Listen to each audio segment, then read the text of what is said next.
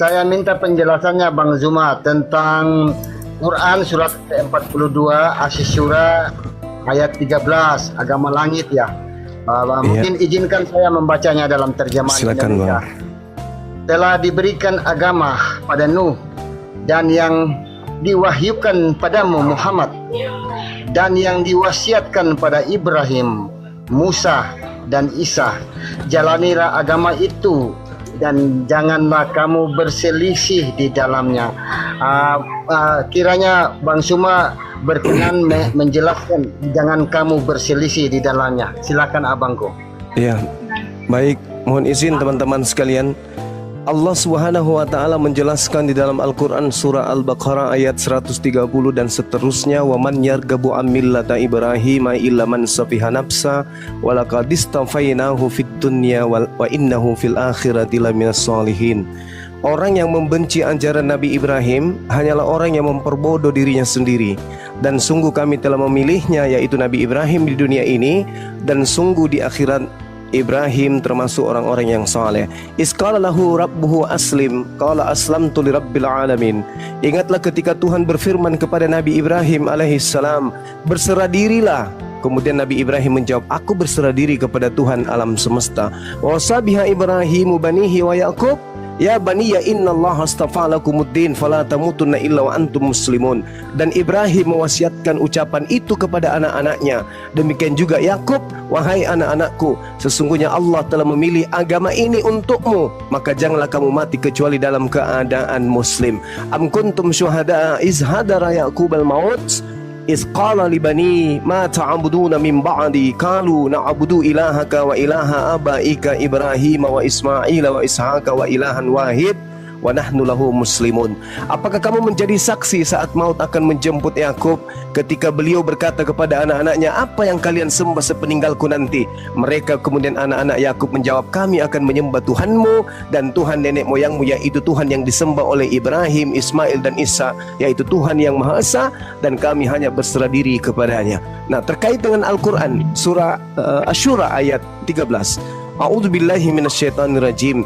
Syara'a lakum minad din ma wassa bihi Nuha walladzina auhayna ilaika wa ma wassayna bi Ibrahim wa Musa wa Isa ay aqimuddin wa la tafarraqu bi wa la tatafarraqu fi kabura 'alal musyrikin ma tad'uuhum ilai Allahu yajtabi ilaihi may yasha wa yahdi ilaihi may yunib.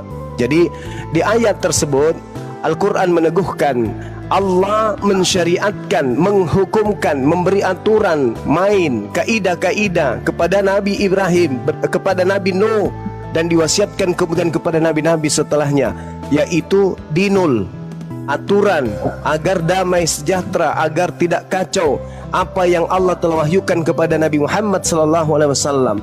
Artinya apa yang diterangkan oleh Allah kepada Nabi Muhammad sebelumnya Allah sudah menerangkan dan mewasiatkannya kepada Nabi Nuh alaihissalam.